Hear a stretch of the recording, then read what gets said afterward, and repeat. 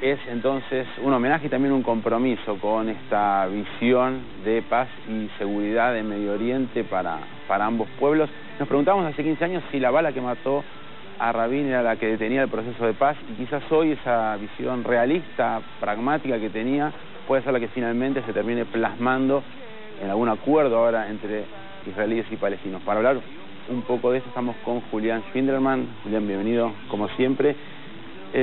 Primero, ¿coincidís o cómo ves vos esto de la visión que tenía Rabin, que incluía por ahí concesiones, pero la necesidad de dos estados, es la que finalmente se va a imponer o algo parecido a eso en el futuro como una solución para Medio Oriente?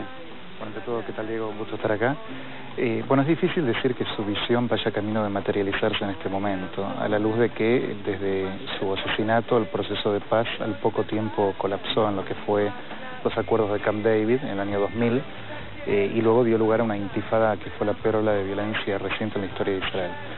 Después de entonces hubo sucesivos primeros ministros en Israel, desde Olmert al actual Netanyahu, pasando por Ehud Barak en su momento, en donde los esfuerzos israelíes en pos de la paz se han sostenido. En ese sentido, el legado de Rabin, lo que refiere a la consecución política bien concreta de una aspiración a la paz a través de ofertas de diálogo, existió. Lo que no existió fue la correspondencia palestina real.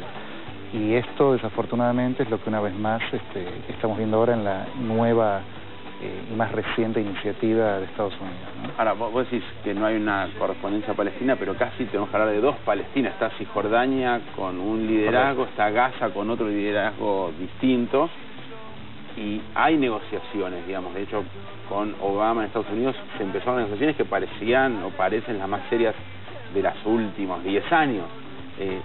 ¿Coincidís en esto? ¿Pensás que se puede avanzar o es el único camino quizá para avanzar este tipo de negociaciones? Bueno, es correcta la diferencia que haces. El único tema es cuando yo hablaba de la intransigencia palestina, me refería a los de Cisjordania en realidad. A los de Gaza ni los incluyo en la ecuación porque verdaderamente, dogmáticamente, no pueden negociar con Israel.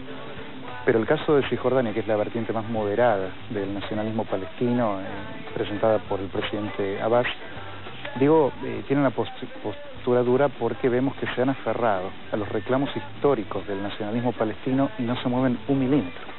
Lo que vemos es que del lado de Israel hay un esfuerzo en hacer concesiones, en replantearse sus posiciones ideológicas más duras y más afirmadas, incluso en replantear hasta qué punto la sociedad por completo está dispuesta a hacer el esfuerzo por la paz.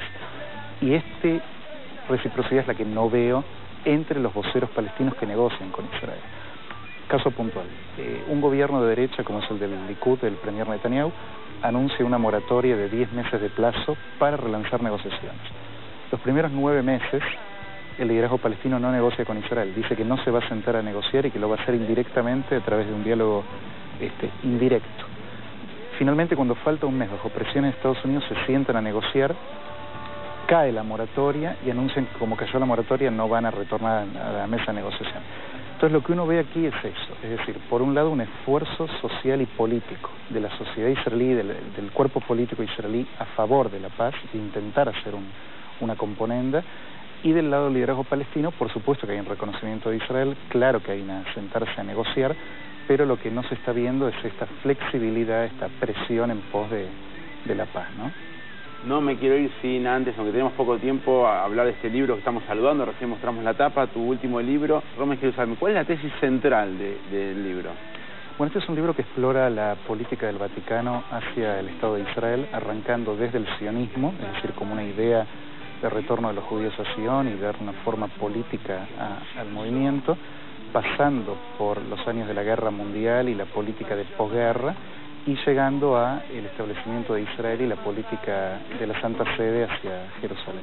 Es decir, básicamente es un estudio de la política vaticana hacia la idea del Estado judío, atravesando cronológicamente los momentos más dramáticos de la historia del pueblo judío del siglo XX, ¿no? La Shoah y el establecimiento de Israel. Bueno, el que quiera conocer los detalles, ahí está el libro para ver este análisis de un tema interesante e influyente también para el futuro, así que muy actual, correcto. Te agradecemos mucho tu visita a nuestro programa y felicitamos también por la salida del libro, Julián. Gracias. Nosotros tenemos que hacer una pausa, vamos con música y ya volvemos con más AMI el legado.